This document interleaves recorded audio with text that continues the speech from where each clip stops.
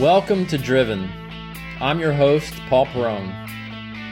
We're going to learn and talk about AI, robotics, autonomous vehicles, and so much more. Check us out at driven.show on the web and give us a thumbs up or subscribe here if you like the show. So kick back or buckle up and become driven. Nolan, hello. Hey, it's good to be here, Paul.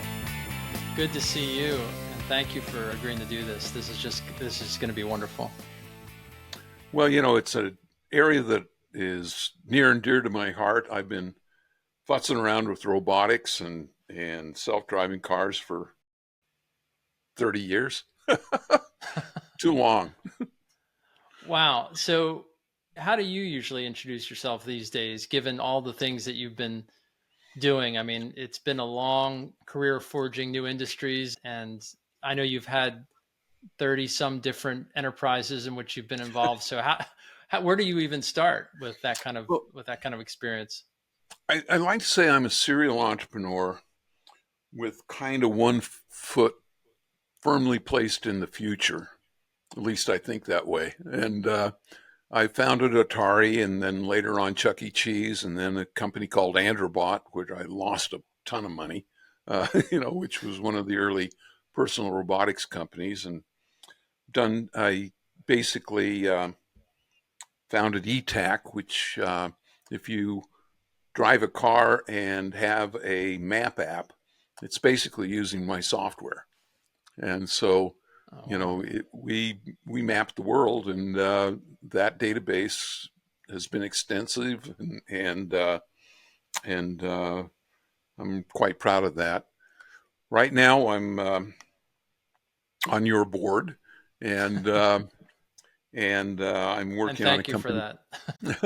And I'm working on a company called Exadexa, which is a gamified educational platform. A thing called Moxie, which is a gaming, challenging esports thing, and working on a project called Atari Labs, and writing a couple of books. So I've clearly retired. Yeah, every time we meet, and thank you for being on the board of Perrone Robotics, and we've had some good times there and continue to do so. But I always have questions that I never think to ask you, because we're always engaged with conversation around projects and things that are being deployed in business. But I always wanted to ask, what was the first game you ever played?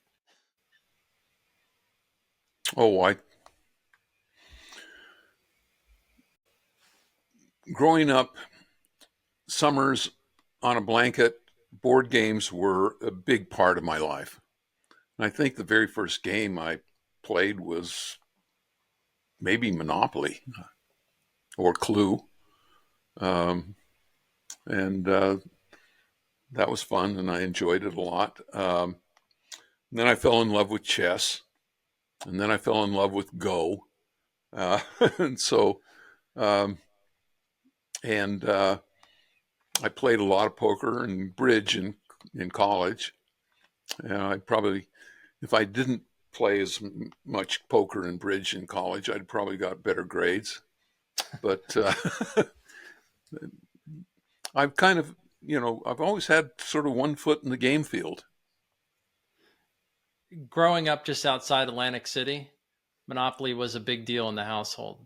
Oh, yeah. And my dad actually worked for Atlantic City Electric Company. So when you landed on the electric company logo, you had to try to buy it out from under him. So it was always a competitive piece to buy. Right. But you once told me, I think you told me this. Did you tell me that gaming is the gateway drug to becoming a high-tech geek, or just person who wants to be involved with high-tech industry? I think so. I think we like, there are people who like to be problem solvers. And I think that proclivity leads them to software, inevitably. And games are, the gateway drug. I really believe that. I mean, I can think of no software programmer that's any good that doesn't play video games. Not a single one. Now, I'm sure there's some exist, but I just don't happen to know them. Well, there was a stigma around video games. It seemed like from what I remember in the 80s, and I was a gamer. I had an Atari 2600.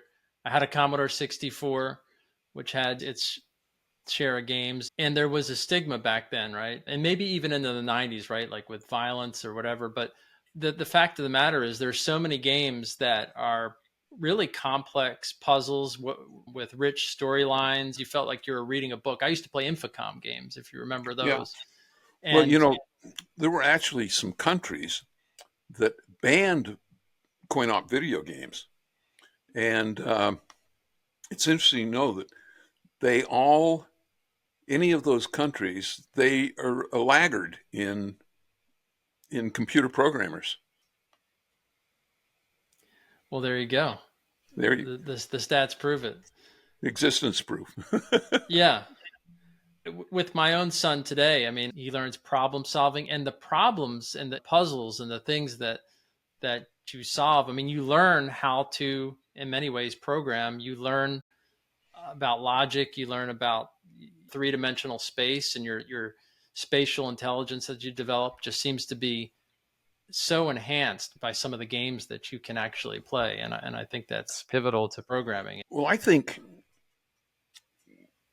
with my kids, I was always a gamer and always had sort of the latest computer and what have you.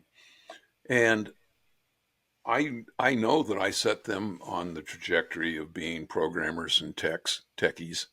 In fact, my youngest son was so fascinated with video games. My wife and I thought, okay, we're going to have to limit this, and we had a big house, and so kids could kind of had sort of their own areas and couldn't always police it. So I said there was software that you could shut down. You could limit the number of hours they could do on any particular thing, and then the thing would screen over. Well, my son put on a keylogger and found my password and then broke it. And I thought to myself, okay, if he can do that, I'm not worried about him. That's classic. Where there's a will, there's a way. I mean, Exactly. one of the things that I don't think a lot of people know or aware of is that you were involved with a robotics company in the 1980s. But it was obviously bleeding edge, right? Trying to build robotics today is difficult, certainly autonomous vehicles, and we'll talk about that. But back in the 80s with the limited technology, I mean, that was like Charles Babbage trying to build a computer, maybe in some ways. It was the technology was not quite all the way there Not to even what you could close. do. I mean, even the software, multitasking software hadn't been invented yet. And so, there's so many threads that you have to do to have all the sensors and everything. You know, uh, we were trying to invent way too much. I overstepped that a lot, and ended up building a big expensive toy. But you had orders for a good number of them, from what I Oh recall. yeah, we sold a lot of the big expensive toy because there was a programming language called Logo, which was kind of, you could, you know, teach the robot. You could do a little program and have it go, turn 90 degrees east, go forward 20 feet, turn left, that kind of thing. And a lot of schools bought it to teach this fundamental program called Logo. Wow. So you actually sold robots. Yeah, You sold them. You sold these things. That's yeah, actually there are multi-billion-dollar companies today that haven't sold a thing. I know. I mean, if you go on uh, some of the old things, you can find them online right now. And I think an Androbot right now, we were selling them for about $900, 800. And I went on to to eBay and found one for $4,000. Oh, wow. So They're who knew? appreciating. Yeah. What kind of computers did these things have? What kind of sensors? Had a These 386 um, uh, Intel single threaded software operating on it. And we had primarily IR, short range, and ultrasonics. IR's infrared, so Yeah, shooting at a right. beam of essentially like light that reflects and tells you the Precisely. distance to something. Yeah. Exactly. Ultrasonics, the same but with sounds, right? Correct. Yeah. Well, interesting. I mean, well, yeah. I mean, ultrasonics are all over automobiles today. You're back a lot of backup sensors on cars or ultrasonic, Yeah. and They but were cheap. infrared. Were they big and bulky back then? Or No, they were about the size of a thimble. okay, so not unlike what we got today. Yeah.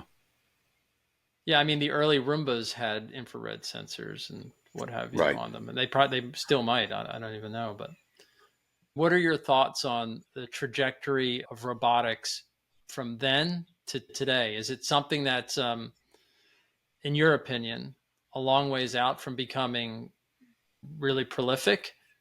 Like, how would you differentiate robotics back then to what you see today, and where do you see it going? Well, today you can what we're really talking about is autonomy.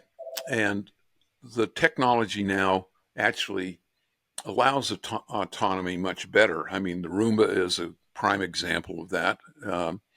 And I think there's some lawnmowers that are pretty autonomous right now. Um, there's a lot of autonomy going on in warehouses and pallet movings and things like that. So it's at the dawn of being useful, I like to say, and that and I'm one of these big believers that the the more you can eliminate jobs, the better off we are. Um, I'm a great fan of history, and the Luddites and the weaving industry in England tried to shut down automation, and automation basically cut the cost of fabric by an order of magnitude, a factor of 10. And India, that outlawed automatic looms, kept their population in poverty because the weavers had to compete with the looms, so they couldn't make any money. So it's every time you try to stop progress, it hurts somebody, and And it's yeah, and it's inevitable. It seems that it's just going to occur anyway. There's nothing that's going to you can't prevent. You stop it. might slow it down a little bit, but Yeah. it, Well, that's like with AI, but you know, I hear people saying, "Oh, we got to be really worried about self-driving cars. Think of all the taxi drivers and all the truck drivers that are going to be put out of a job." And I say, "Hooray!" You know, there's so many other things that these people need to do. You know, uh, and like the world I envision is takes everybody a long time to build, and so the more we can free up the labor, I've always said there's basically no unemployment unless you have a society that lacks imagination or the government is stupid. And we have a little bit of both of that, but well, technology advances tend to, and especially with automation, tend to take over those mundane things that people don't want to do and don't necessarily do well because it requires a lot of attention, right? And human or beings, dangerous things. or dangerous, right? Put you in a dangerous situation. But in human beings, we're creative um, beasts. We make tools and we like to kind of create things like art, and in computers. weren't, at least until maybe it's seemingly recently, weren't really doing that. But now I just saw like a video of an artificially intelligent John Lennon singing a song that he didn't sing, but it was like a new song, and it was all created by artificial intelligence. So like, are we going to climb above that? Like what's the meta level above creativity? Well, I think it's more than just creativity. Um, well, I think novelty is always valuable. And AI isn't really out of the box. It's really a distillation of what has been. Um, Now, can it make jobs jogs forward? Not sure. But hey, more stuff to consume, more things to enjoy, stuff that's really surprising. Um, it's all good. I mean, is the world worse if we only have a 40-hour, if we have a 30-hour work week instead of a 40-hour work week? No, I think that could be kind of cool.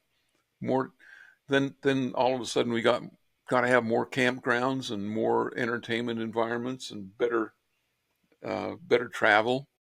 I'm a big fan of the Hyperloop and the whole idea of being able to get on an evacuated tube and go at Mach 4 from San Francisco to New York in 45 minutes. I like that. I want to live there. So, I mean, I think I heard Mark Andreessen liken this new generative AI that we're seeing to that you see with Chat GPT and some of those types of technologies as really sophisticated like autocorrect mechanism, right? You input something and then it's going to, as you said, generate something based on some input it was given. But that is in some ways creativity, right? It's combining a couple things to create a new thing. Right. And I mean, you live in LA or in that area, and there's been like a recent strike, I guess, of actors and what have you. And one of the facets of that was the threat of AI. But do you think it's really gonna, in your opinion, be able to generate that kind of creative output that people in those industries are producing, like movies and new movies and stories and things like that? Absolutely. I think in my mind, there's no question. When you have a series, there's a position that's called a showrunner. And if you get a good showrunner, they can really do a great deal on a series. And once you have kind of the center of gravity of the series, the plots are pretty mundane, but and predictable. And if I were a showrunner and I were doing a series, I would absolutely ask ChatGPT or Regenerative AI to write me scripts for the next 30 less episodes, if not 50. And then I just go through them and see the one, and there's some ways that you can do testing of scripts for novelty or for interest and what have you. And I think I'd end up with a better series than I could with a bunch of writers. Well, People are it's going to hate me for saying that.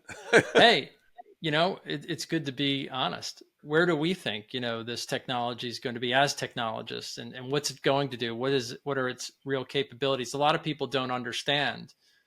They see it and they don't really understand what's possible and what's going to be possible. But I think you're absolutely right. And I will say this, my son and wife and I started to watch Knight Rider. Remember Knight Rider, the TV Oh, yeah. show? Reruns. And I used to love that show when I was a young kid.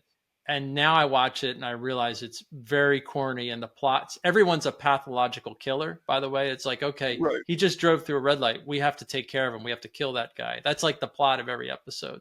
Right. And and so everyone's like a maniacal murderous just killer. And generative AI could easily create the scripts for every one of those episodes. No And question. Well, there was a movie out many years ago called Looker. I don't know if you ever saw that, no, but no. the plot of that is that the evil movie industry found out that they could create on computers using the likeness of stars, and they didn't have to pay the stars if the stars were no longer copyrighted. And so what they found is if they knocked the stars off, they could use them. And that was the thing. They were out doing murders of film actors and that sort of thing, and then creating movies around their likeness using the computer. So, I mean, that was a synopsis of the movie. It's called Looker. There's just so much that's real now that that hasn't been tested in courts. I mean, there's going to be a question of, if you tell this generative AI technology to generate something, a short story, a press release or whatever, in the style of, and then you name your person, Hunter Thompson, or, Right. someone who's alive, right? And so now the question is, that content that's generated, is that in some way infringing upon the likeness and the copyrights and the intellectual property or the ownership is of that human being who's still alive, because now you're generating content that they could have created and it sounds just like it came from them. And none of that's been tested in courts yet, but I know that's coming. I think that's going to be a tough one, because, you know, there are a lot of actors, comedians that imitate people with the same voice, and they can sound just like Jimmy Stewart or Rock Hudson or what have you. Um, and so imitation, as long as you're not saying I am that person, I'm imitating that person, that seems to be okay. And a lot of this stuff is always the devil in the detail. Yeah. We've been looking to use this in with autonomous vehicles, right? And so that's an area of active application and interest. And so there's the chat GPT that people are used to, and it generates text and information, and people think that's some people think that could be threatening because it can generate wrong information and mislead people or what have you. But when you connect that now with a, a robot, a robot is, you sense something from the physical world, you formulate some plan, and then you act. And so you're getting data from the physical world, and then you're acting and doing something in the physical world. And that could be something that's potentially very hazardous or dangerous, especially if that something, that vehicle or that robot is a a 10,000 pound car or truck. So now with the fusion of AI with robotics, this is where I think people start to really get a little concerned, right? And Yeah, and they don't have to be malevolent. They just have to be unaware. You know, what do you mean by that? What does that mean? well, it's you know, with humans, when they do bad things, they're known as malevolent. Robots, if they're just swinging around and happen to clobber somebody, they have no guilt or no Oh, right, remorse on that. right. So uh, and the fact that the person was standing where they shouldn't be, you know, no deal, no big deal. But I like to say that self-driving cars is more important than world peace. And the reason is that there are more people killed on the highways than in wars. And so if you're counting it just based on how do we save lives, self-driving cars is clearly the winner there, because you know most highway accidents are from inadvertence or going to sleep or drunk driving or what have you. None of that happens with a self-driving vehicle. That's the hope and the vision for it. I've been in the industry, I guess, for 20 years, and we've seen some hype, we've seen some failures of these companies come and go. I But it's guess, early. yeah. I mean, where do you think we are in the trajectory of things based on how you've seen other industries play out and evolve? Oh, I think we're still in infancy. I don't think we're in elementary school yet. Um, we're just kind of figuring out how to suck our thumb. So yeah, I mean, so then what does that mean, in your opinion, for like those companies that that are like trying to apply this to cars, right? Like, of course, you've got Teslas with autopilot, and you've got Cruise, GM with Cruise, you've got Google or Waymo. I mean, they're applying this to cars, robo taxis, and putting these things on the road without drivers now. Um, I do think you think that's a that's a little smart thing to do? premature. No, I don't. But I love the fact that if my wife has a Tesla, and several times she's been approaching a car too fast, and the car automatically puts on the brakes, and I like that. I think it's. I'd be willing to bet that Teslas right now probably eliminated tens of thousands of potential collisions. Oh, yeah. I mean, I would agree with that, and that's I guess in a way the sad thing. You're always going to hear about the accidents and The the terrible outliers, things, yeah, yeah, but I mean that's what makes the news. If it bleeds, it leads. But you don't hear anything about because what kind of story would that be? Hey, the Tesla or the so and so car prevented this many collisions and this many accidents this week. That would get pretty boring and repetitious. So you're yeah, not going to hear about it. right, There's a little analogy that I've tried to make before, which is take the automotive space. Right now, there are 40,000 something like that deaths each year in the United States. right, That would be the equivalent of like um, 747 planes crashing each week with a mostly full load yeah, of people. And if you got up every day and you read in the paper, well, two more 747s crashed this week, you would never fly, right? yeah, But that's what's right, happening with cars every day. So you don't hear in the news, that okay, another 700 people died this week due to car accidents, right. and countless others were maimed or hurt in some capacity. Or so Well, you don't hear at that. some point, self-driving cars, the economics are going to switch remarkably. The first place it'll switch is auto insurance. As they show the autonomy drops the amount of accidents, all of a sudden your insurance rates on these cars are going to drop maybe in order of magnitude. Um, and and then when you look at cab drivers and that sort of thing being eliminated, that's just part of it.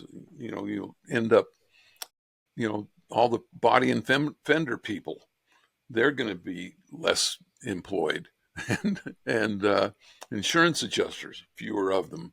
There's literally a good self-driving car fleet will change things a lot. One thing that a lot of people don't realize is highway construction, because if you have a 50% auto drive fleet, it expands any freeway, it expands the equivalent carrying capacity by as much as five, because now the cars can go nose to tail at speed without crashing.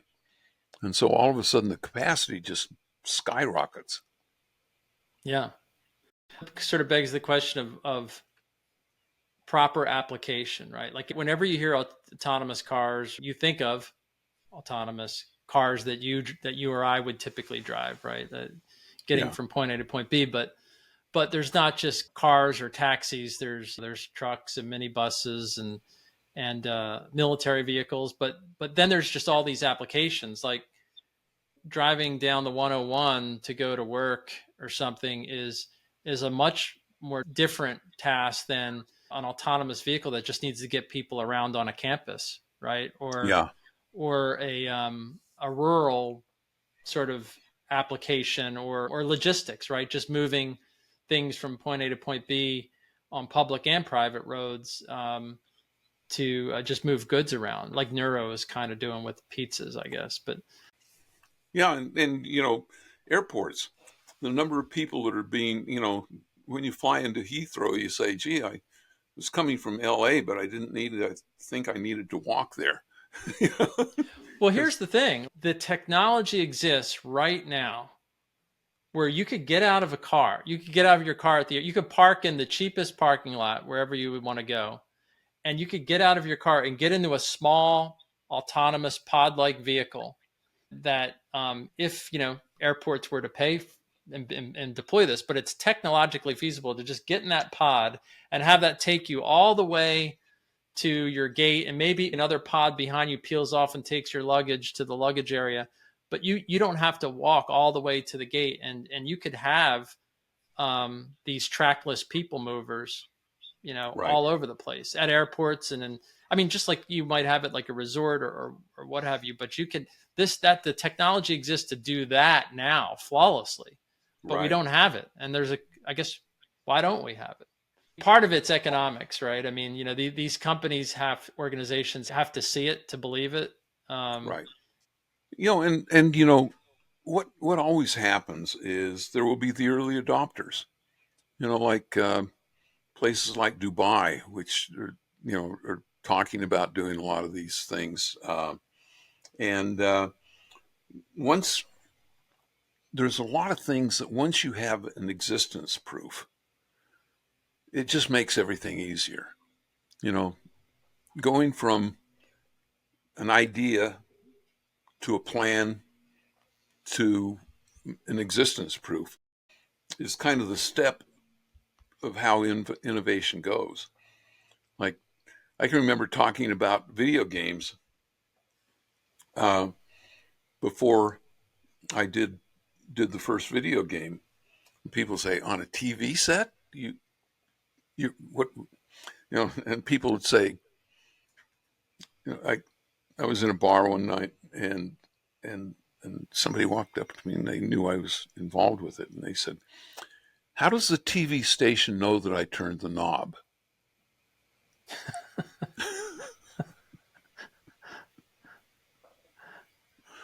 You know, we're used to what we're used to. right. Well, now they do know, right? I guess they do know if Yeah, you've changed the channel on your right. Roku device or something. But I guess thinking about that, like making the parallel back in the 70s, and when I think about like the trajectory of personal computers and gaming, you had these specialized machines for computing. You had these very expensive computers that were in a lab, and then it took, in the case of the PC, it took like like some standardization, some general purpose hardware platform, and then an operating system, and then boom, now you have just seems like massive growth. And maybe I don't know, you helped precipitate that for gaming in many ways because you brought it into the home. Are there some similarities or maybe even some differences that you see are needed for robotics and autonomous vehicles to kind of make that is there got to be some sort of standard platform to make this happen, a I whole don't think series so. of I think that it's going to continue to be fragmented for quite a while. When I say quite a while, I'm talking about 3 to 5 years. I think that there's this dual thread that's going on, and that's the conversion from gas and diesel to electric, and the combination of sensor assisted uh, accident avoidance, and then in some ways, the Waze and the Google Maps and that sort of thing, it's helped a lot. I mean, I was involved in this in ETAC, which was the early automobile navigation company.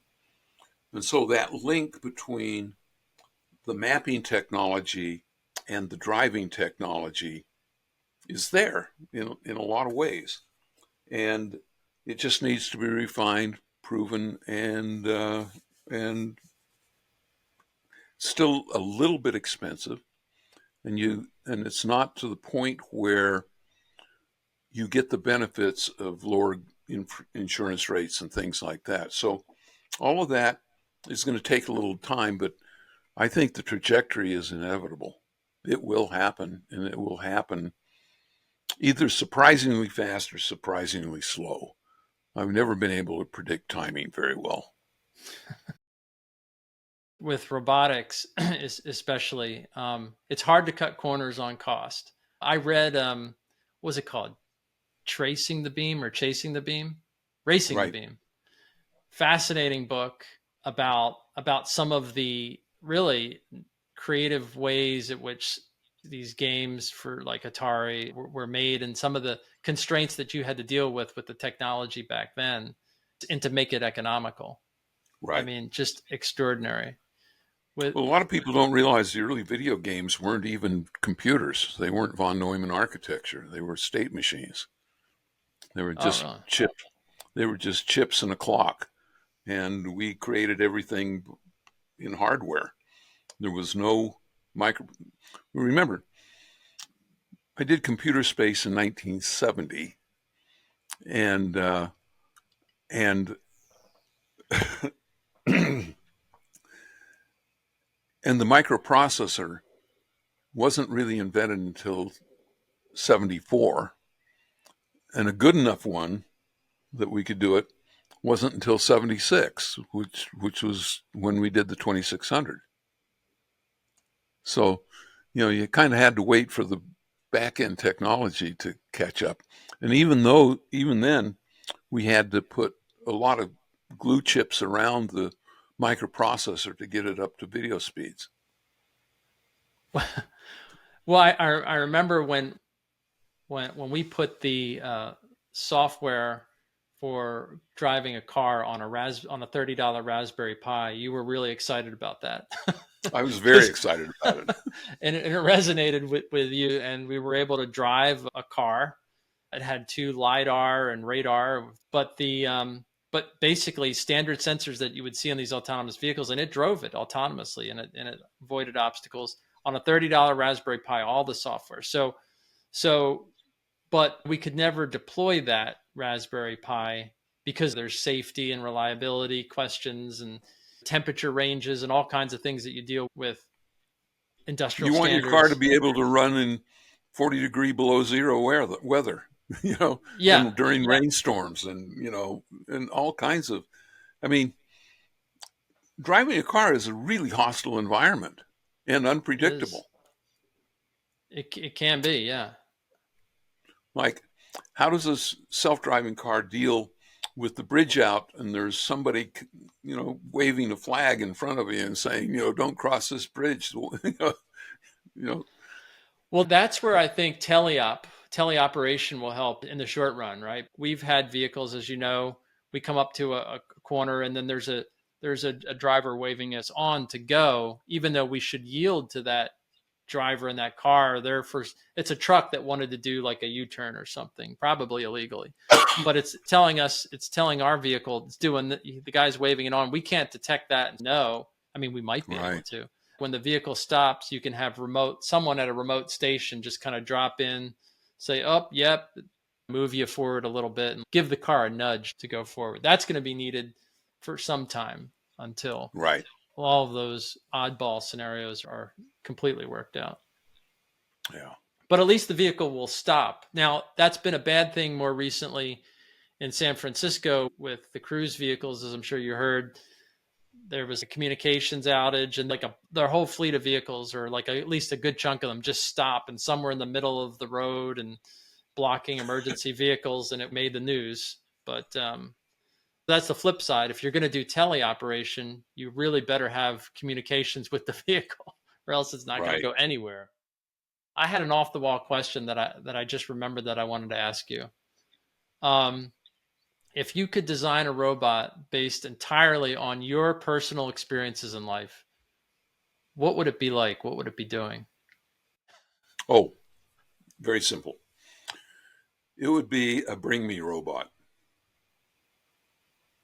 So if I'm sitting watching TV, I would say, Jeeves, that would be my wake word. Uh, and Jeeves, bring me a beer. So now And that's a he, robot that does something that you would want it to do. So you want the fetch me, you want the robot to fetch you stuff. yeah, Okay.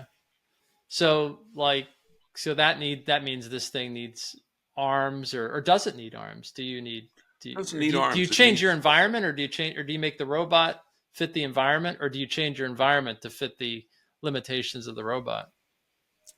uh,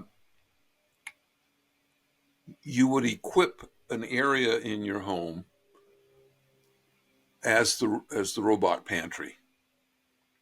And so you'd have a refrigerator that is like a stripped down vending machine so that you can load it up with Cokes and beers and what have you, and encode each one of the slots so that if I say I want a Coke, it'd go to that refrigerator and the Coke would drop onto its lap or its hand or whatever. That would work. That would work. That would work now. You could, Yeah. but that's like the changing. It's the classic thing with robotics and autonomy.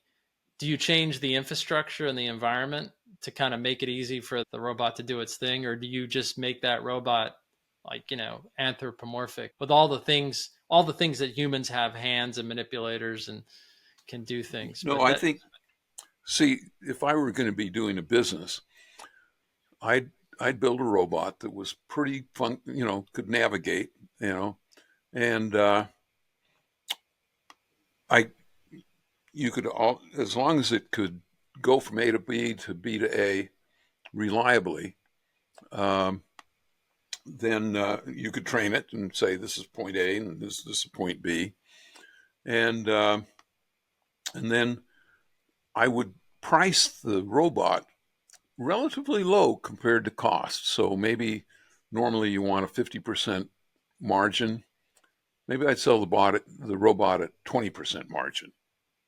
But then all the other stuff, the automatic popcorn maker and the automatic coffee maker and the automatic and the refrigerator, I'd mark those up. And once you got people hooked on the robot, then they'd make a lot of money on the peripherals. there you go, and the accessories.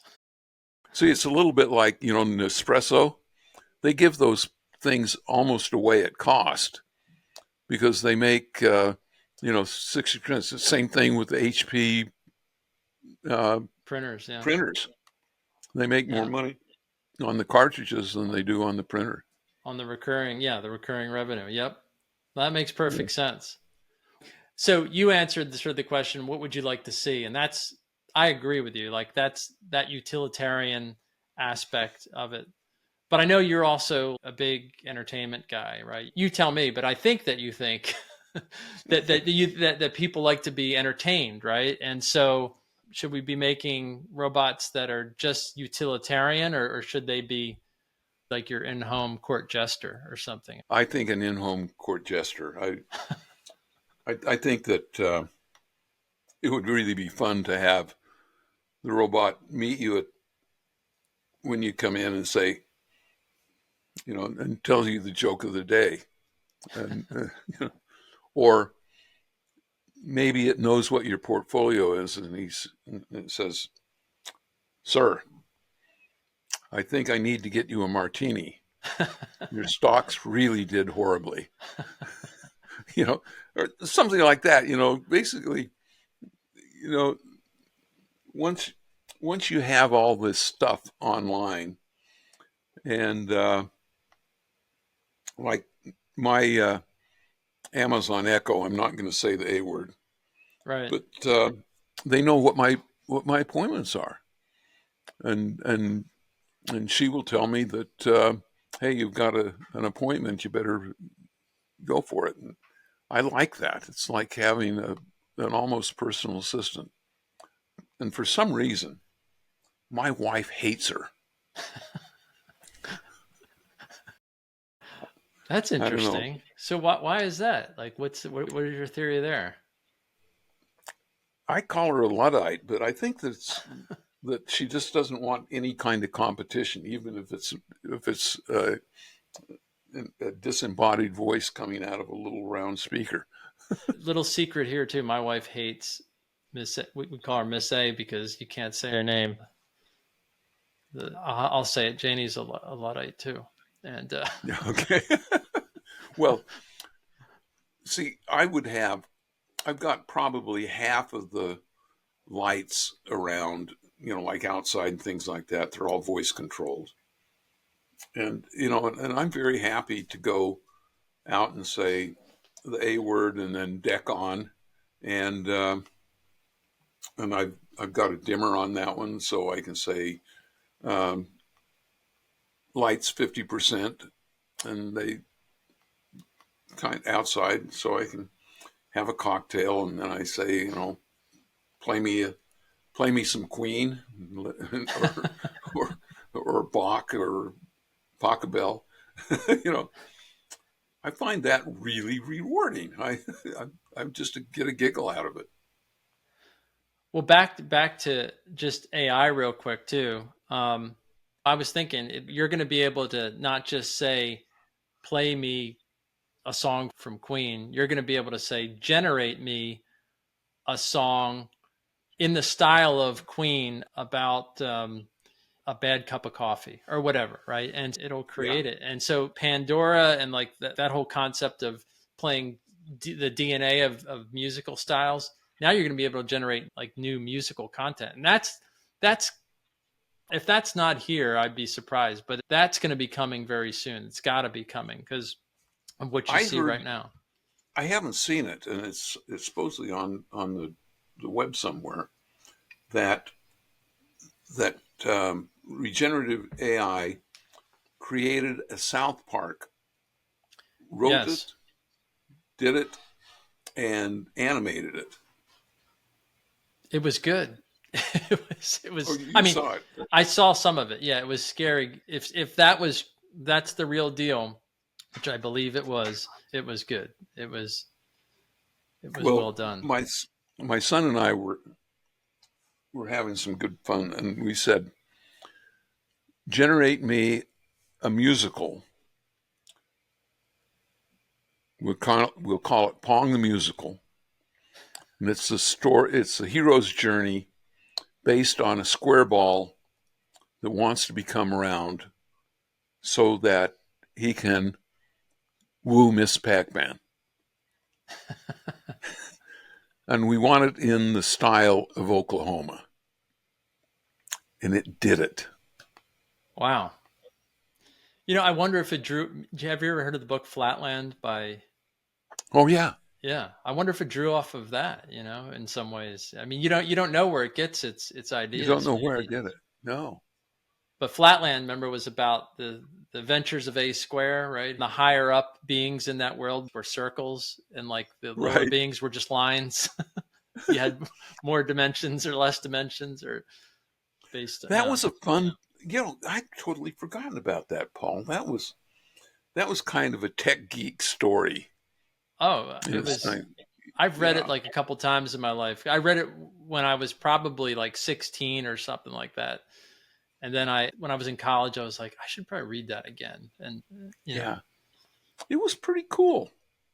well, my one question was, and you answered it in terms of the robots that you would like to have do things for yourself, but was if you could design a robot based entirely on your experiences, like Nolan Bushnell's experiences, what would it be like? What would I be seeing if there was a robot here designed in the style of Nolan Bushnell? What would it be doing around the house? Well, Maybe you can't answer this. no, it's a thing where I think that there are. When I think of what I want, I can't divorce myself from thinking about marketplaces and what other things. Like, I believe that there's a huge marketplace for waiters and waitresses in parties passing out hors d'oeuvres and drinks. Hmm. All they have to do is they're fetch and carry, but they have to go out and mingle with people and hold a tray. You know, figure all the conventions I've been to, there's probably a marketplace for 100,000 of those kind of things. Every hotel would have a couple, what have you. Um, I think that restaurants are going to have food delivery by robot. Order taking can be very, very simple through a tablet or what have you. I had a company that did that at one time. I was a little early again, but uh, but I think that there's a lot of places where people should be involved in building the future, not maintaining the present. Yeah. And so when we're talking about, well, for example, if you have autonomous vehicles, containerized packaging. So think about a container that has the address. And just like a packet switch network, it doesn't know how it's going to get there, but it basically is injected into the back or into the side of a taxi or an Uber.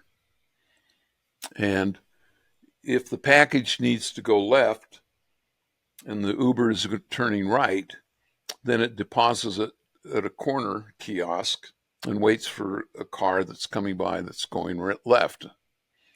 And it picks it up and takes it. And so the packet switch network takes that container and pretty soon it comes to your house. And since it's all basically wasted or, spacey hitchhiking, the cost can be vanishingly small. And all of a sudden you have a delivery mechanism that is safe, secure, and pretty fast. Yeah. There's another business. That's all doable now. I mean, a lot of that. Yeah, That's a perfect example of focusing on maybe it's the big prize, right? We have 100,000 cars that we want to sell and we want them all to be autonomous. But those applications that might not be 100,000 cars right away, but there's definitely a business opportunity for that.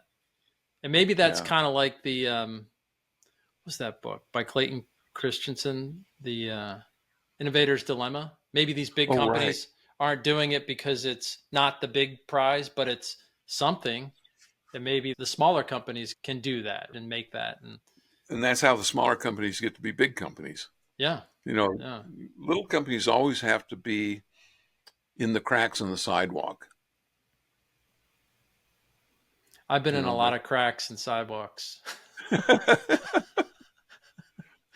yeah. So, well, yeah, and kind of on that, though, just kind of jump into entrepreneurship for a little bit because you wrote a book called Finding the Next Steve Jobs. And it was Right. really great. It was like prescriptive. It was very Zen like to me. It was like how you should live your life as an entrepreneur. And I guess just in your mind, what makes a good entrepreneur and a world changing, a game changing? Because every entrepreneur wants to change the world, you think. I mean, I think, right? I think there are two or three things that have to happen.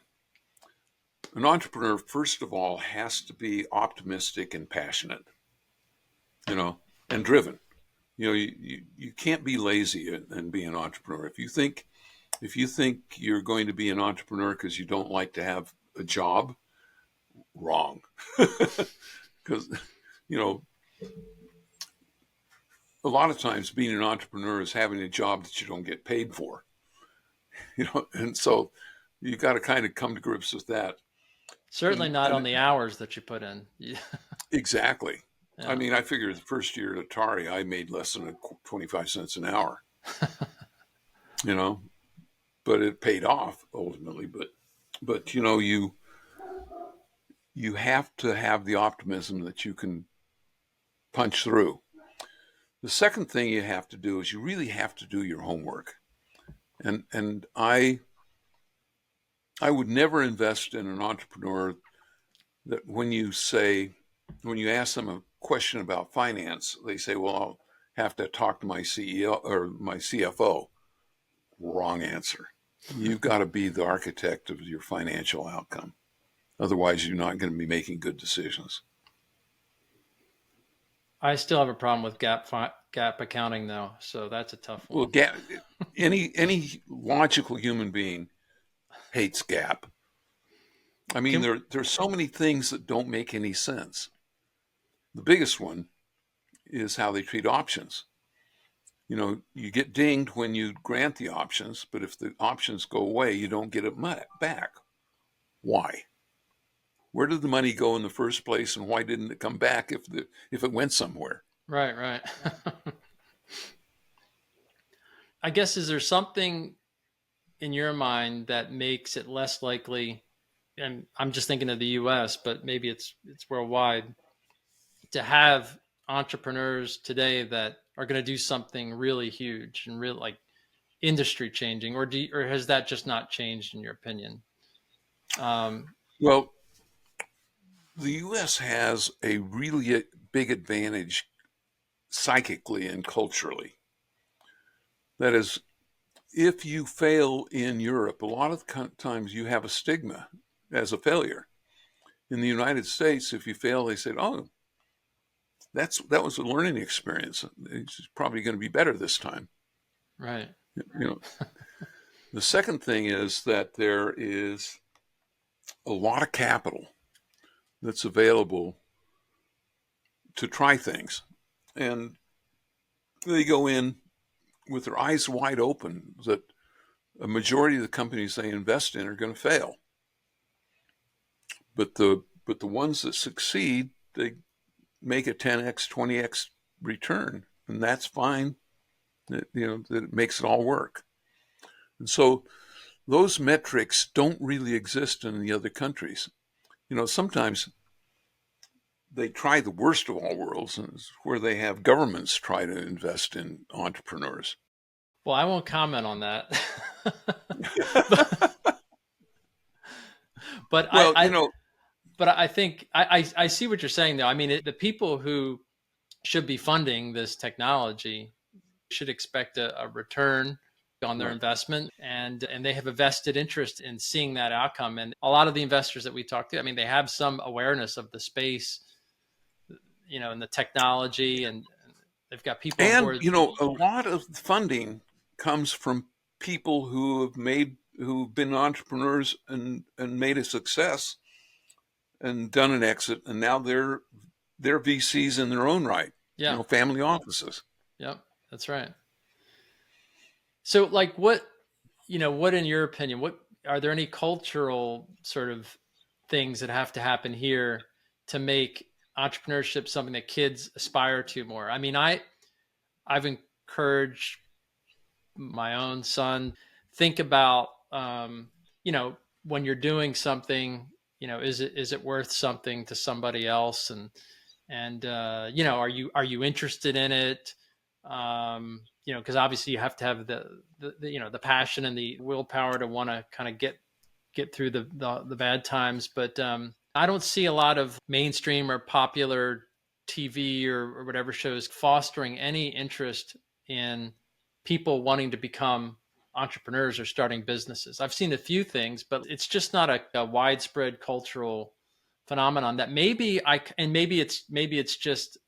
wrong, but I remember there were books from a guy named Horatio Alger about pulling Oh yourself yeah. up by your own bootstraps, and like there's not that today, right? So what needs to happen to Maybe kind of maybe make maybe, maybe we should write one of those, or maybe it's this podcast. Maybe one of the threads we should do is why you should be an entrepreneur. it is the new media. I mean, it is, Yeah. I actually think another gateway drug for entrepreneurship is reading science fiction.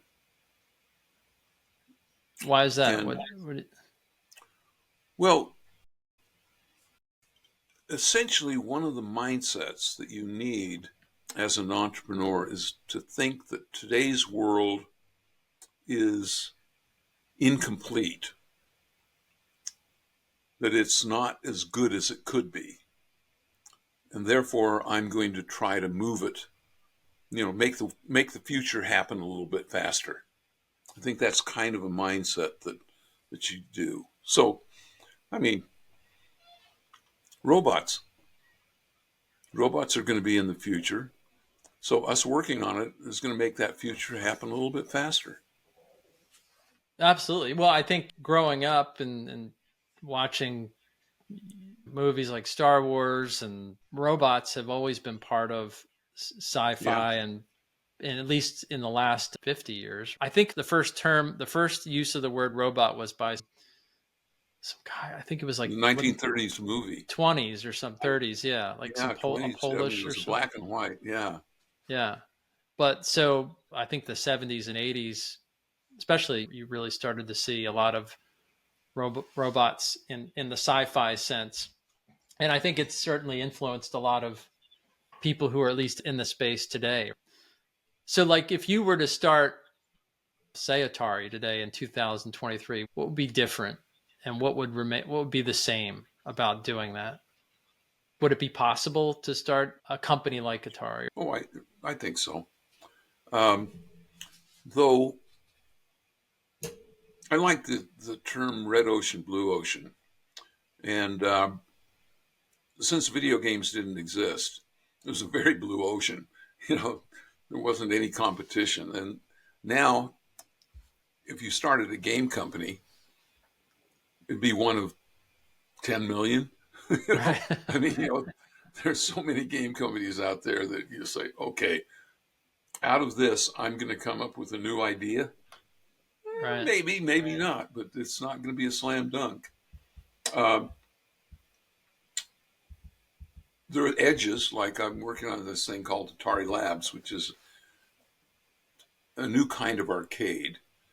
And arcades went away when you could play a game at home that was equivalent to what you were playing in the arcade. And so arcades just went away. Um, this arcade, these games that I'm designing right now, you can't play them at home. They all are somewhat physical and take some space and that sort of thing. And I think that there's going to be some fun stuff, like a public game area that is growing leaps and bounds are escape rooms, and they're fun. Yeah. It's interesting. So like what is that? Is that like the intersection of gaming and robotics? Is there an intersection there? Well, there can be like I'm going to have some escape rooms, and I'm going to have Amazon Echo in there, sort of monitoring what's going on. And escape rooms are fun if you're good at them. They're kind of boring if you're bad at them. Some people are not good at solving puzzles, and so if the Echo is tracking you and you see that they're falling behind on the puzzles, they can give you hints, and I think that'll make it more fun. I did a board game using the Echo ecosystem called Saint Noir. Did I give you one of Yeah, those? you did. Yeah, and it won some awards at It really did. Yeah, yeah. it was kind of fun, and I got deep into the Echo ecosystem and just trying to figure out edges where things didn't exist. That's fun. Yeah. I remember playing very physical games growing up. Like, of course, you had the hockey games, and do you remember the football games where you like it would vibrate and the guys would just sort of like go across the. Right. Yeah, those were fun. Those were great. Those were great, and I always thought, well, is there something? Is there a way to bring because that kind of physical thing around and blend some digital technology into it? Yeah, Thinking, there's a company actually that kind of does that. It's called Tilt 5, okay, and it's a augmented reality gaming system. It's pretty cool. if you go into the website, take a look at it. I know the woman who founded it, and she's a character. And they use an interesting technology because what they take is a retro-reflective mat, and you wear glasses that actually project the augmented reality thing. So it basically grows on the map what you're projecting from your glasses. Very Neat cool. tech. It will not disappoint. That's cool. That's cool stuff. I got another one that I just got the other day. It's called the Tilt Cube. Oh, I've let it. Oh, I haven't kept it charged. But anyway, each of these is a video screen. Oh, how about that? So it's kind of a combination gameplay Rubik's Cube. Damn, I didn't realize I had this unplugged. My grandkids are living with us while their folks' house is being remodeled. And they get in my office and do all kinds of unmentionable things. Well, that's got to be a lot of fun for them. And you. I have fun. Like last night I taught my 6-year-old how to play Yahtzee, and he got Oh, really wow. into it. Yeah.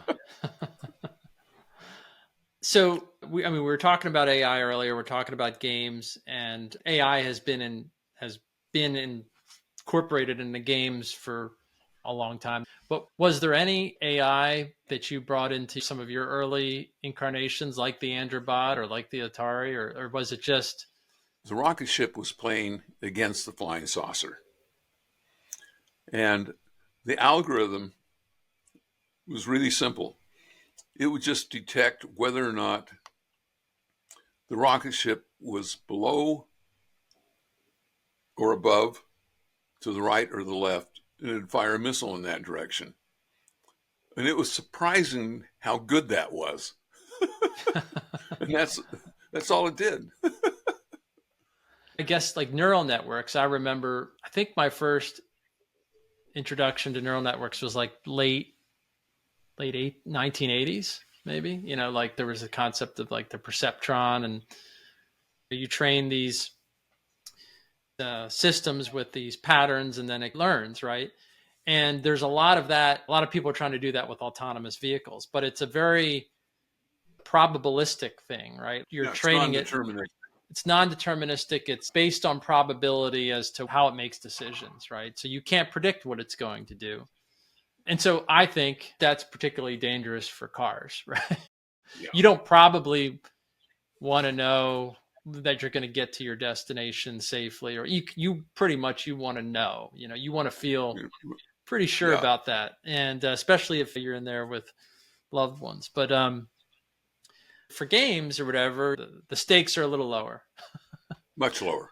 And so Yeah. was there any sort of neural network stuff that you've done with games, or that you're aware of, that have been applied to? Not that I know of. Not really.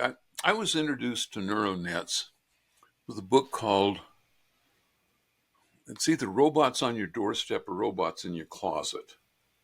And it was a funny little book that was very, very, it's one of those books that was based on, that changed your brain by reading it. Robots on Your Doorstep? Is that what? Something? I think it's, I don't remember. I've got a copy of it. I'll look that up. It's been out of print. The only way you'll get it is you pay a used copy. Oh, wow. I don't know if it's even available now, but this was, I want to say, in the middle 60s when it was published. But it goes through pattern recognition and neural nets and image. It was really, and he had a chart that I'll never forget, in which he classified everything diagrammatically. Like Is it organic? Is it inorganic? Is it animated? Is it smart? Is it dumb? Is it, and it was really well thought out. It's probably one of the most intellectually stimulating books I've ever read. Huh. Wow. Now we got to look it up. You'll typically find them in PDF form if they're no longer in print for whatever reason. Someone Yeah, somewhere has scanned it and put it on the web if it's not something that you can buy. So, that'd be good. yeah. I, I might actually look that up. I'll see if I can find my copy around here somewhere. I had a book, I think it was like from the 1950s or 60s, and I don't know where it came from. And it was by some guy I just remember at MIT, and it was about artificial intelligence. I must have been like, I don't know, 13 or something, right before like I got a Commodore 64. So as soon as I got that Commodore 64, I was trying to figure out how can you write programs at all. I was trying to figure that out. And then how could you make programs that were artificially intelligent? Well, there were some giveaway books that Digital Equipment did on Boolean algebra. And I can remember picking that up, and I never really thought about Boolean algebra or anything before. I mean, I'd never taken it in college or anything. But this was actually, I think, in high school, maybe early college. But those were also books that were very, instrumental in fixing me. Fixing Uh, you. well, or building my brain, I see. taking me from an imperfect to a less imperfect person. It's interesting to see, like when you read about programming or artificial intelligence, or it's almost as if you unlocked a new way. Oh, this is a pattern of thinking. So Yeah. therefore, I'm going to practice thinking that way. It's sometimes, yeah, it can be a mind expanding activity. My oldest son was in the second grade, and my younger son was in the first grade. They were just one grade apart.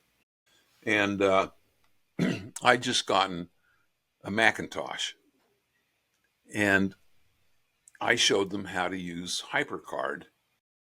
And it was just basically, you know, put a square or a rectangle in the middle of the screen and then draw lines out to it. And it looks like you're looking into a room. And then you put doors on the room. You hyperlink them to another room. And it turned out they could make an adventure game. Oh, yeah. They were so smitten with that this was on a Sunday night. And they said, Dad, we got to finish this because we're going to take it to show and tell tomorrow. And I've often thought that they got so many kudos with their friends saying, I wrote this game just using HyperCard and hyperlinks. That's it. That's interesting. I remember there was a program that helped you create those text-based adventures like Infocom, right? Where you could go into Right. different rooms and stuff and make your own rooms. And like those types of frameworks that help you create something, your own game, Branching or narratives. it's Yeah, it's branching narratives. yeah, it's or just engines They, that they help were you they create were called games. moos and remember they were called moos and muds. Yeah, okay, right. Right. Boy, I we're really dating ourselves, Paul. Yeah. um yeah, multi-user. I forget what all that stood for, but Multi-user dungeons, mud. yeah, yeah. And a moo is multi-user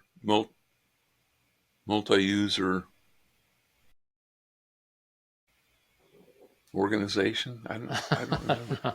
I remember it was moo and muds. But like that's like that goes back to the framework concept. Those tools that help you create something new. That was an engine for creating games. GarageBand is an engine for kind of creating music, right? Yeah. And we've created this thing called Max, which is a framework for creating robotics applications. So it made it easy for us to create these driverless cars and all this kind of stuff. And that kind of goes back to that earlier question. Does an industry like autonomous vehicles or like robotics or certainly like personal computing did, and maybe like gaming, because there's all these game engines out there, right? Do you need that to really have that prolific sort of boom, to go from the desert of trial and error and trying this and trying that to that industry really just taking off? You need those kinds of frameworks or platforms, middleware or engines, game engines or robotics engines or whatever you want to call them, to make things really take off? Because I wonder if that's what's sort of impeded our space, like autonomy and not Well, having that. I think what you've done is a remarkably good job in a very, very difficult space because it's highly regulated. It's on the expensive side, so you're not going to get the individual early adopter, because you're playing in the $400,000 price range kind of place. And so you have a obstacle of size, and you have the obstacle of the people that are in those environments. They tend to not be early adopters. And so Right. as you increasingly prove efficacy, the more and more you will get people who are initially timid and now less so. And for every early adopter, there are 20 less early, but still earlier. Right. And then there's 1,000. So it grows exponentially in terms of their ability to take on risk. And so once you get past phase one and start moving into phase two, you have the chance for explosive growth. Interesting. And that goes back to, in some ways, there's a lot of ups and downs. It's, autonomy, I will say, the autonomous vehicle space just feels like it has been very hard.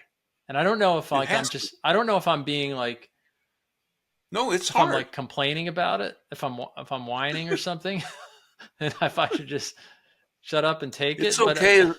It's okay to whine as long as you don't let it get you down. There's a difference between whining and depression.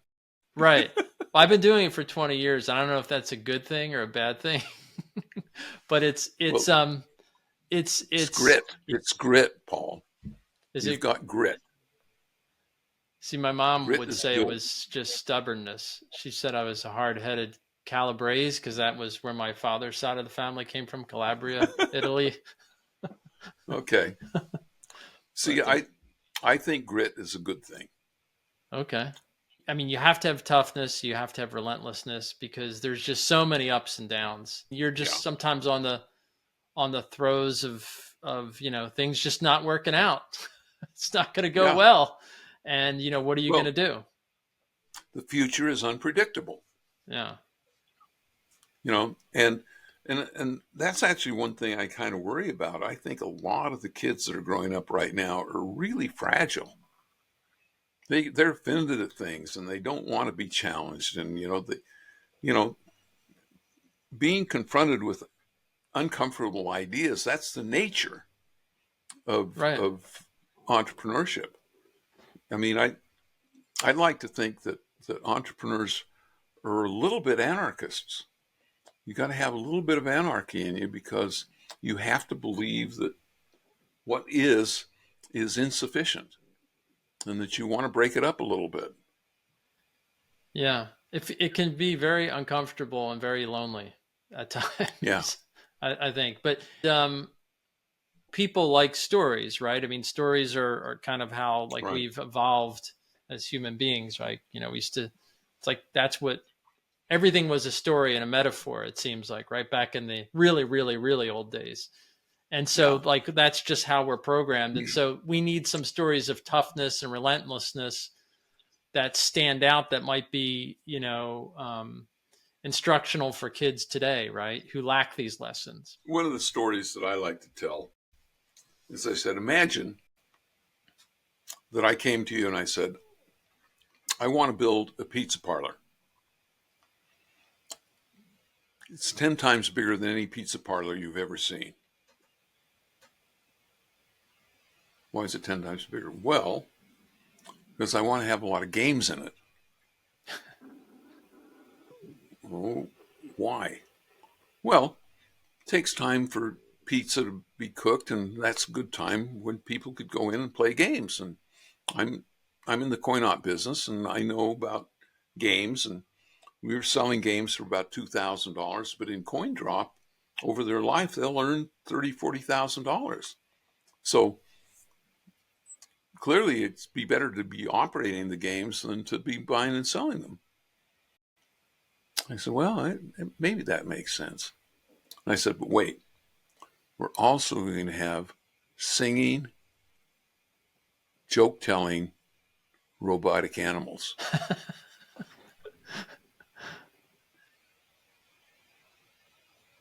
Raising money for that, can you believe that was a little bit tough? I mean, yeah, I could see that. It was kind of like it was very Disney-esque, right?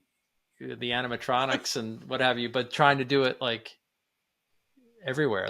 I'm sure that was a tough one. I mean, can you like recount like a specific thing and like a story in the early days or something where everything just like all hope was lost, it was all insurmountable, and then you were just amazed to have overcome it and made it out alive? Or two instances I remember. First of all, when I started working on the video game, my idea was to interface with a mini computer. And so I didn't, I found a computer that I could get stripped down and buy it for about $6,000. It's a lot of money in those days. But I felt that I could figure out a way to hook those up to a monitor and create 2 or 3 games. And the idea was, in order to make the math work, I needed 3 screens with a coin slot on it. And I knew what they had to earn because I worked at the amusement park. And so I had a rough idea of what the economics of a coin operated game was. And I kept running out of time. And it was the Thanksgiving weekend.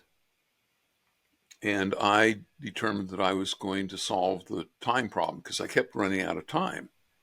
The computer had a blistering speed of 800 kilohertz clock speed.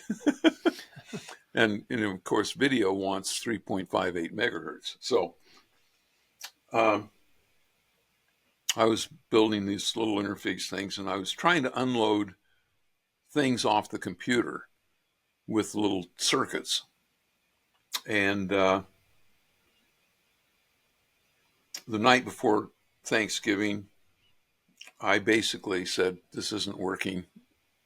I'm done. Abandon time. I'll just have a good weekend. Something happened from the time I went to sleep that night until I woke up on Thanksgiving Day. And I said, I'm going to do it all in hardware. I don't need the computer. I think I know a way that I can do it all with these little Boolean chipsets. And I actually had a spot moving around the screen by the end of that 4-day weekend. Fantastic. So it just took one night of sleep. Evidently. A good night of sleep. I mean, it's undervalued. Well, your hind mind can process sometimes 20, 30 variables. Your foremind You're really lucky if you can do 4 or 5. And so what you're doing when you sleep is you're unlinking your hind mind, your subconscious, to work on problems. That's why I actually purposefully think about a problem that I'm struggling with before I go to sleep every night, because I want my hind mind to work on it. I remember in college, I decided I was just going to push it and see how long I could stay up. It was like more than 2 days, and I was drinking so much coffee that I was like getting dry heaves from like each cup I was drinking. It was bad, and so I didn't do so well. I remember that semester as much on the tests I was cramming for. I've got a college story that I think is amusing, but I was cramming for finals, and in those days there was this thing that you could buy pills from one of my fraternity brothers called Dexedrine, and it was Dexedrine. like Okay. Adderall, Oh, okay. and so I was up probably 48-hour period, and I finished my last exam, and I was going to school at Utah State, and driving home, they have a big canyon there. And as I was driving down the canyon after 48 hours of no sleep, I was identifying. One of the classes that I had was Navy ROTC, and one of the things was identifying outlines of ships, friend or foe. They were like silhouettes. Yeah. And driving down the canyon, I was identifying ships on the side of the canyon, friend or foe. And I got through the canyon, and I thought, I was hallucinating that. Those ships weren't there. That sounds like good stuff. Dexedrine. I don't know. No, it No. was it was it was it was one of the characteristics of sleep deprivation is actually schizophrenia, where you see things that aren't there, you hear things that aren't there, you're responding. That's where you get paranoia and people, talking at the sky. Yeah. No, it's not good. I've learned that lesson. But I learned it too late. I remember even like the DARPA Grand Challenge. You know about the Oh yeah, DARPA? It was like the first race across the Mojave Desert of autonomous vehicles. Well, it wasn't so much a race; it was a challenge. but you were so ahead of your time then. Well, it was. I think you remember when you said you were early to something, some things. It was definitely early, Right. and it showed with this egg-shaped vehicle that we had built, and it was autonomous, and we didn't have any drivers in it back then because it was the desert, and why not? Right. But those were the early days. That's really what started. The DARPA, the arm of the Pentagon, right, deserves a lot of credit for really like lighting the fire that made the autonomous vehicle space what it is. Oh yeah, yeah. Can NASA, we wouldn't have Tang. We didn't. right? Yeah, or spam. No, I think we had Spam before Oh, that. we did. I'm not Oh, sure. okay. Well, Yeah. someone else gets that claim to fame. So, just a couple more things, and one thing I've been thinking about is uh, creativity. There is the aha moment, but like, what processes do you think you have to go through to think of an idea, but then also there's the idea, but then there's, as you know, the execution, right? Making it happen. Right. I think there are mind games you can do, and one of them is postulate a component and say, what if this component were free? What would that allow to be done? So maybe you think digital memory. If digital memory were free, what could you do with it? And maybe that would, at some point in time, that would say, well, maybe I can put a whole bunch of songs on a little drive, i.e., the iPod. Right. Right. You know, another thing you can do is try mashing things together. So, what would I get if I mashed together a box of cornflakes and a bicycle? Now, that's maybe an extreme. One of the games I have that I'm working on right now is, what if you were to have miniature golf, pool tables, and a pinball? What if they had a baby? What would it be? Right. So, It's like a bumper pool with golf clubs, you know.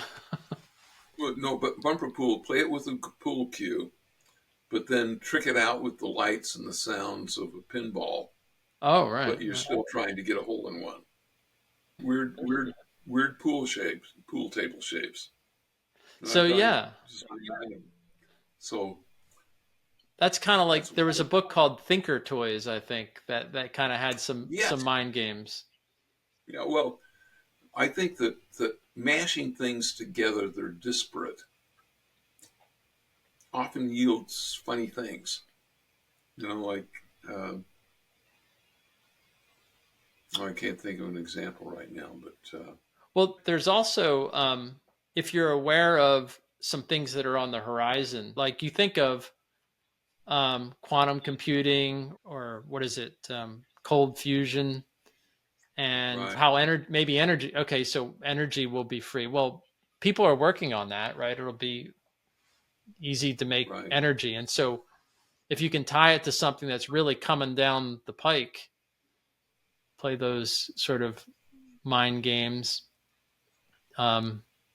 You might be able to tie it to yeah, something that's really around the corner too. So it's interesting. Um, and then there's execution, which is just a whole other thing because there's the idea, but then there's the making it happen part. And I guess that just goes back to maybe grit. And but you have to plan and think through some things. Or Well, I actually have a new process that I actually kind of recommend. Um, I realize that my successes have been right time, right place, right people. My failures have been wrong time, wrong people, wrong tech. Um, so if you only have one idea, there's only one time, and that's now. So what I do now is if I get an idea for a business, I short form a business plan, do a little projection of what the market size might be and what the cost and that sort of thing. But then I put it on the shelf. I call it my marinade. I let it marinate for a while.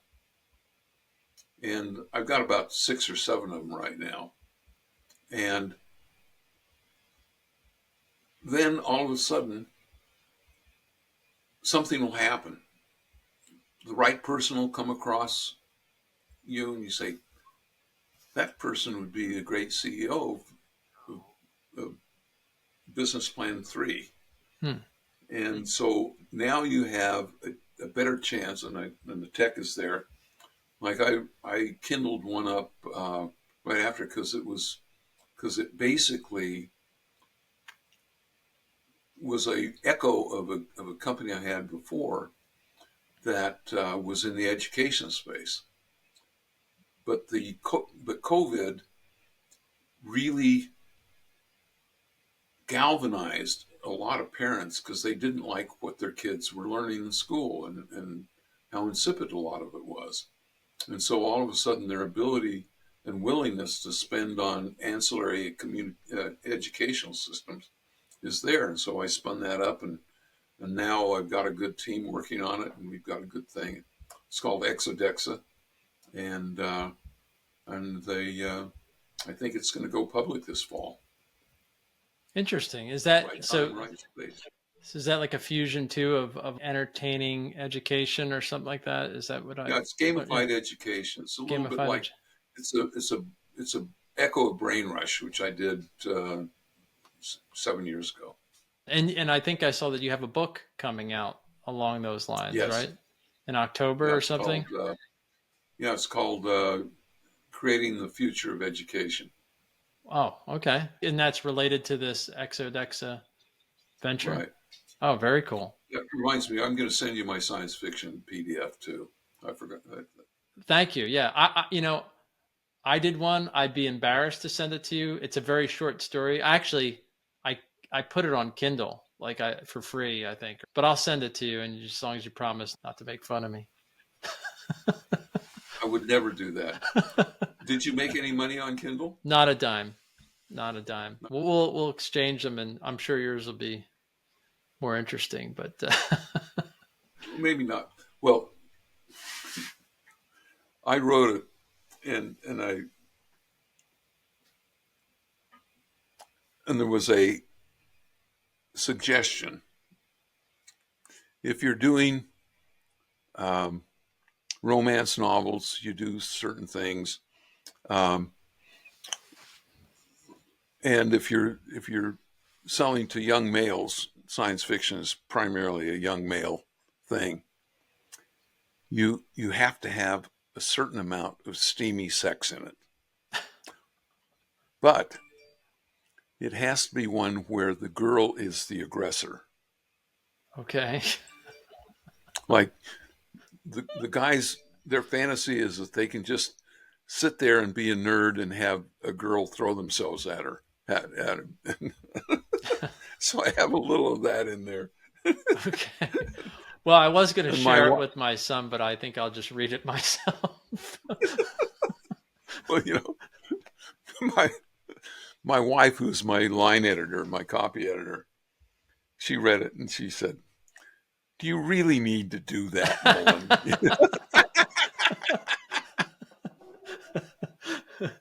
Oh, yeah. Well, mine has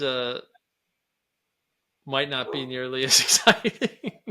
So, but I thought about this too. You're the father of personal gaming, the way I look at things, right? You brought gaming into the home, and gaming is huge. It's a gigantic industry, and it wasn't when you were doing that.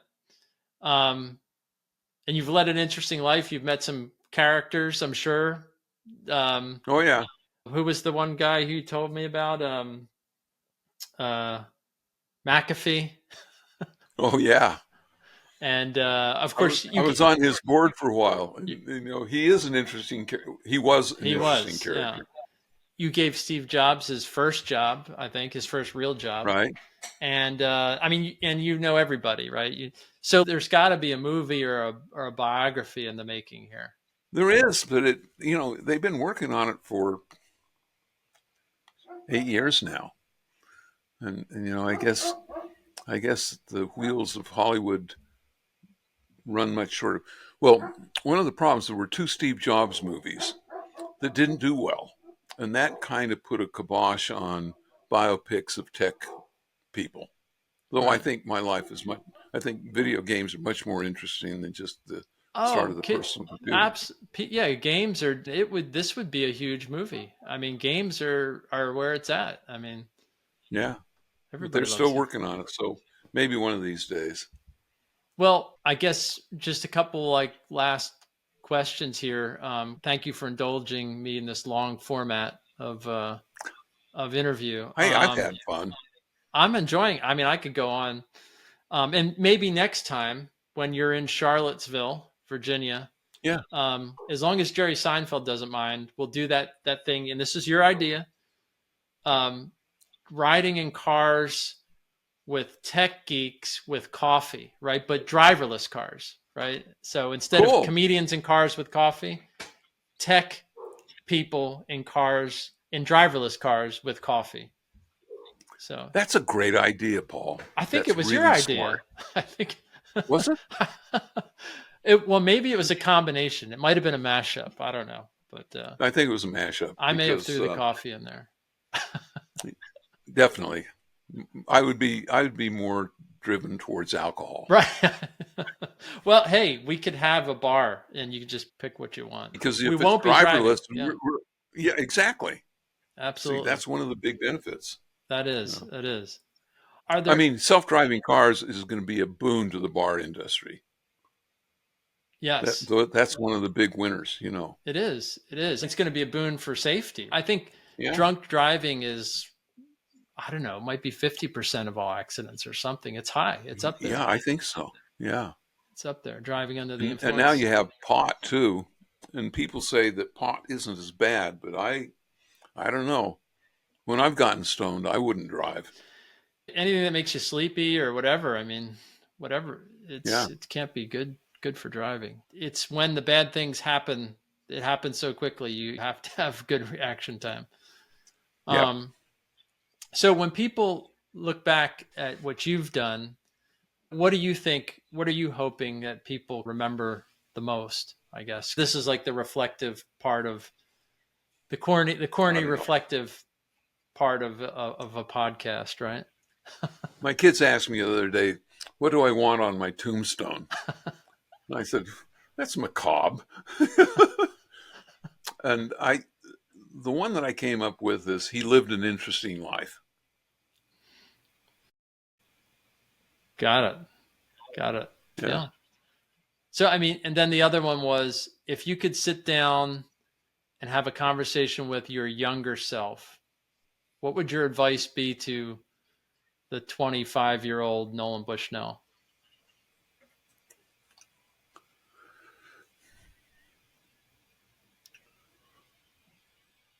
Fire the assholes faster.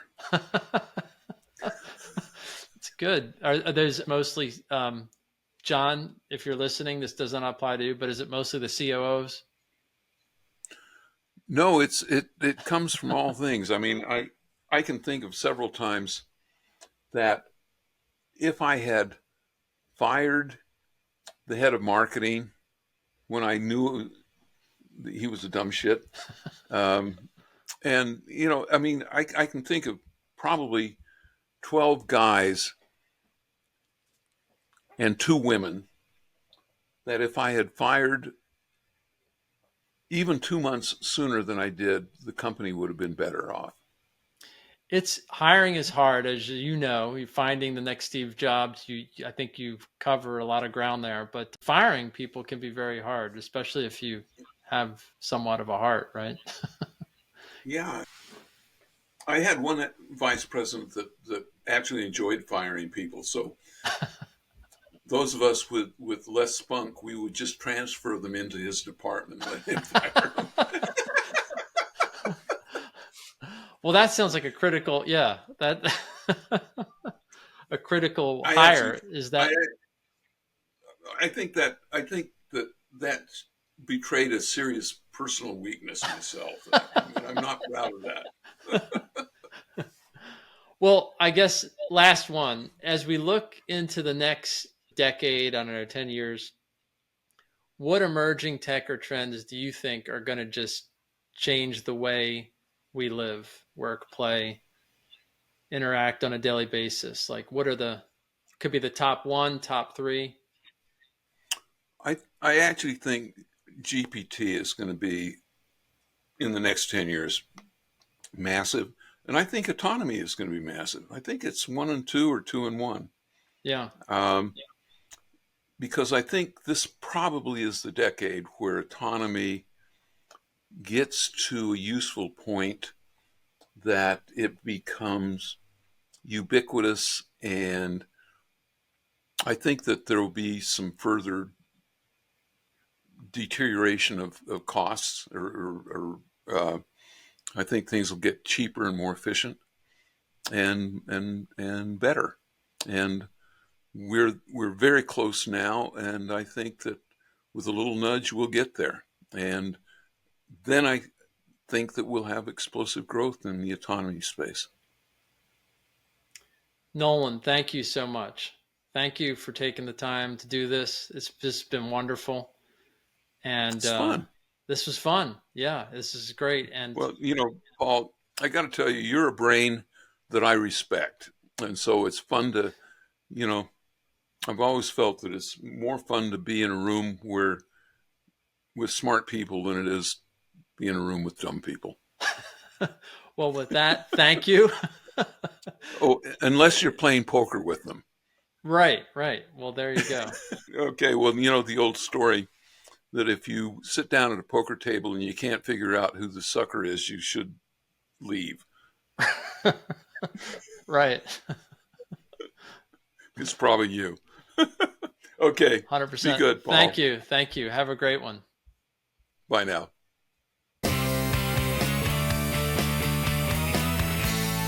I hope you enjoyed the show Driven with me, Paul Perrone, your host. Don't forget to check us out at driven.show on the web and give us a thumbs up or subscribe here if you like the show. Thank you for listening in. See you soon.